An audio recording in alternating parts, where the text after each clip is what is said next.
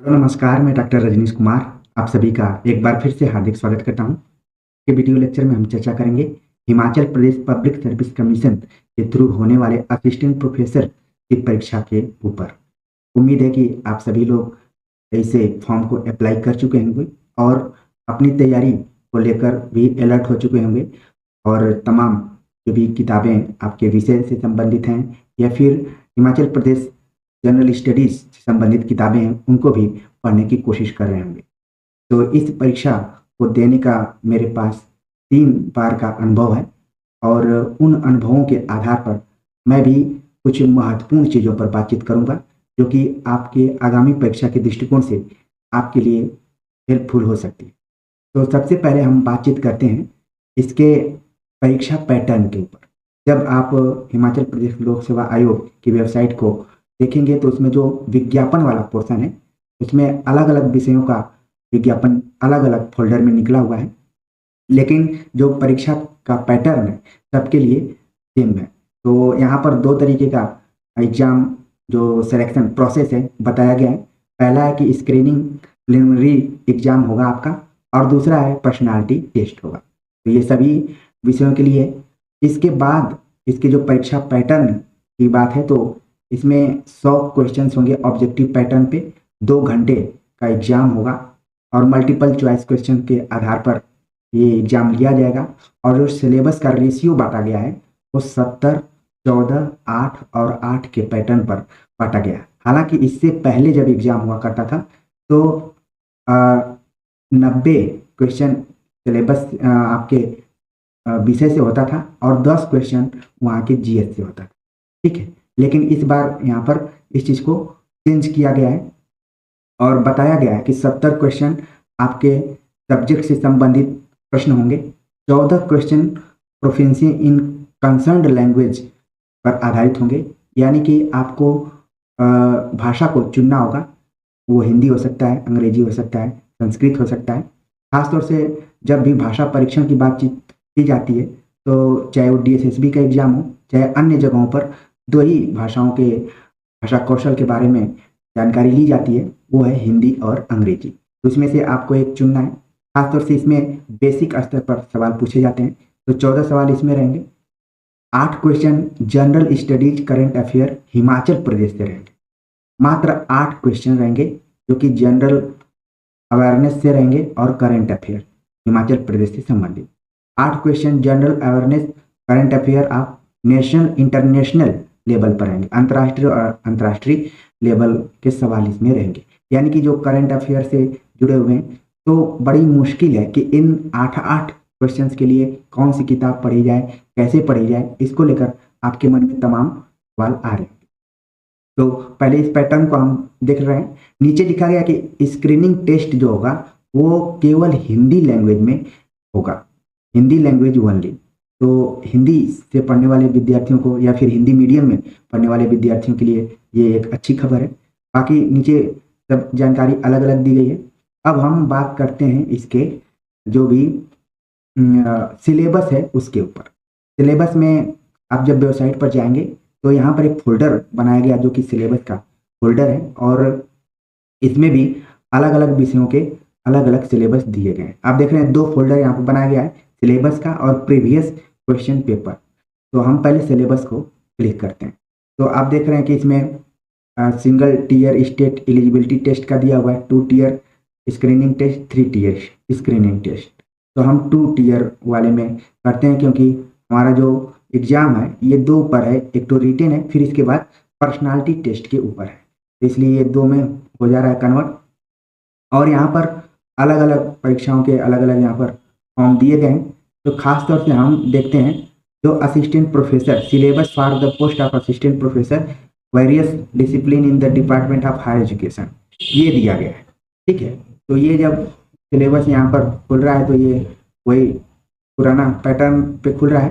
तो सिलेबस के नाम पर यहाँ पर केवल स्क्रीनिंग टेस्ट के बारे में बता दिया गया है और ये भी पुराने पैटर्न के आधार पर ही यहाँ पर लोड किया गया है।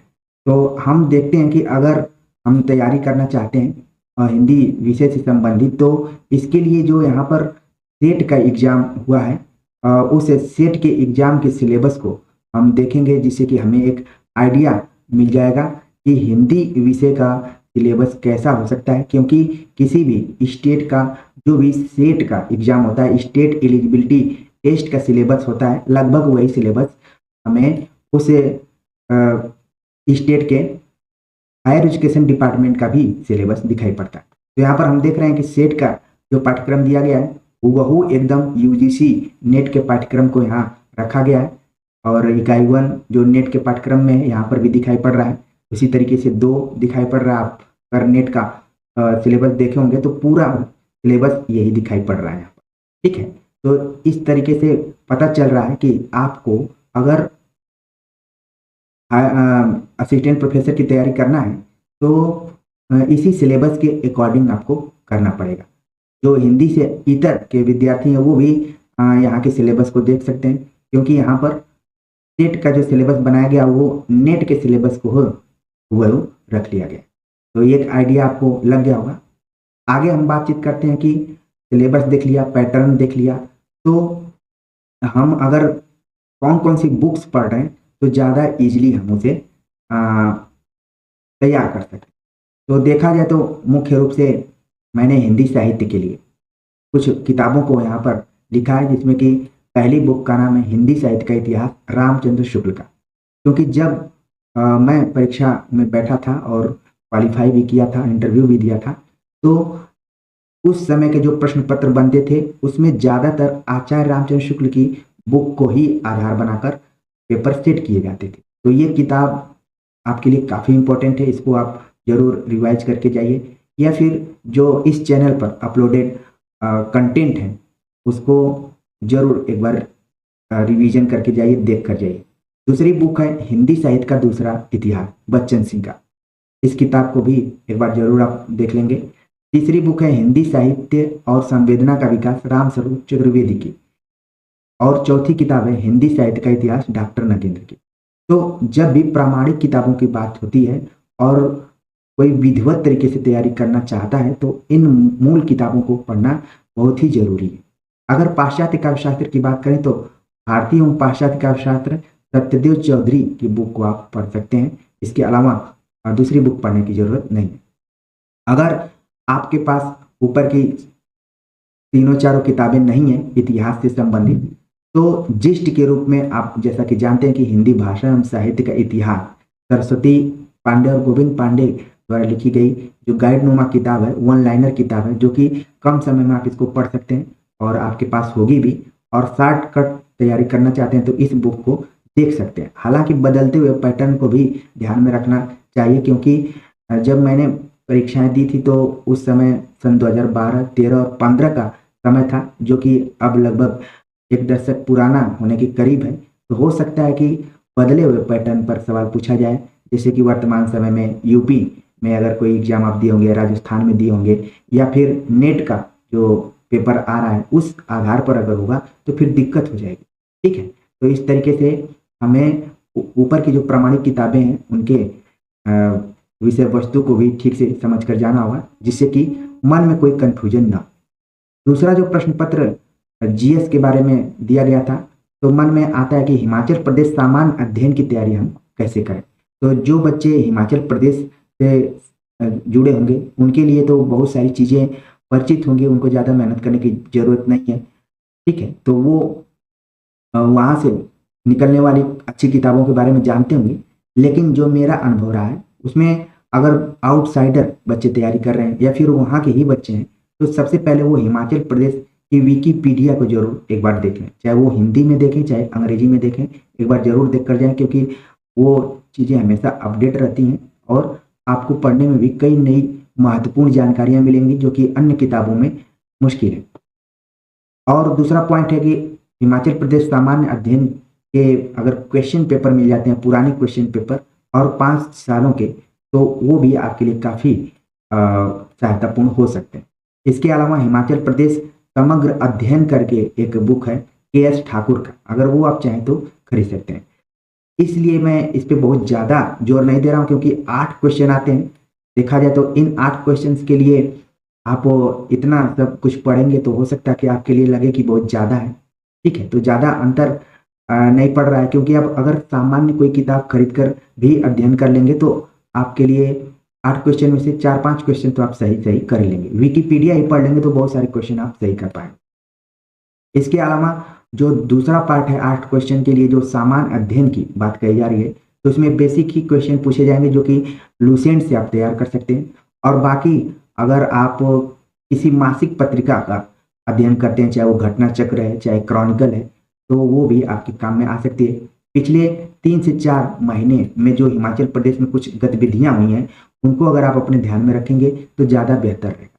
कुल मिलाजुलाकर इन 16 क्वेश्चंस के लिए आपको बहुत ज़्यादा टेंशन या तनाव लेने की ज़रूरत नहीं है। इन जिन जिन पॉइंट्स को मैंने बताया, इसको अगर आप ध्यान में रखकर थोड़ा सा अलर्ट होकर 1-1.5 घंटा अपने टाइम टेबल में इसको फिक्स करेंगे तो मुझे उम्मीद है कि पूरा आप कवर कर लेंगे। और ज़्यादा आप फोकस अपने इन 70 प्रश्नों वाले सवाल पर जरूर कीजिए, क्योंकि ये मेरिट बनाने में काफ़ी अहम रोल निभाएंगे।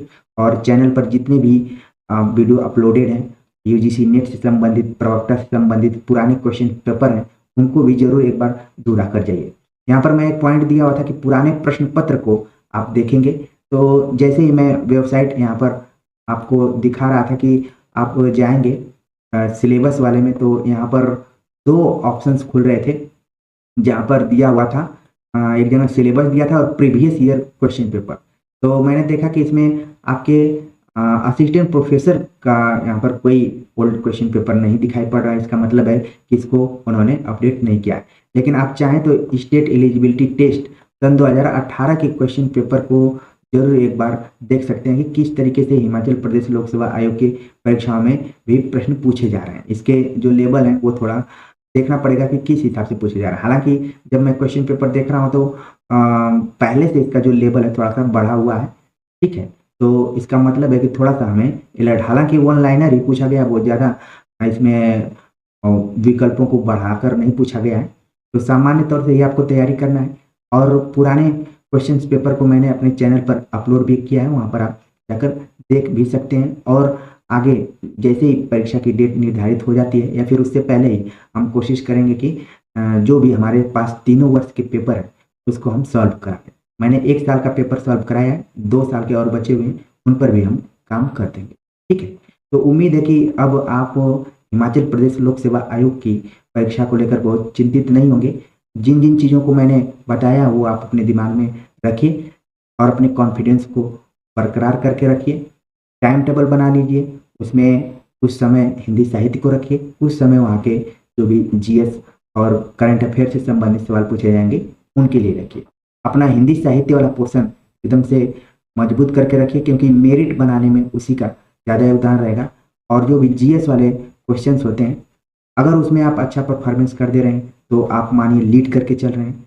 अगर नहीं कर पा रहे हैं तो इतना जरूर ध्यान रखिए कि 50% क्वेश्चन, अगर 16 क्वेश्चन आ रहे हैं दोनों जीएस को मिलाकर, तो उसमें 8-10 क्वेश्चन जरूर आप कर लीजिए। तो उम्मीद है कि इन सारी चीज़ों को आप ध्यान में रखेंगे और समय समय पर आप सभी को मैं और भी टिप्स देता रहूँगा और आपके मनोबल को बढ़ाता रहूँगा। तो कमेंट्स कर जरूर बताइए कि आज का ये वीडियो लेक्चर आप सभी के लिए कैसा लगा। मिलते हैं एक नए टॉपिक के साथ, तब तक के लिए नमस्कार।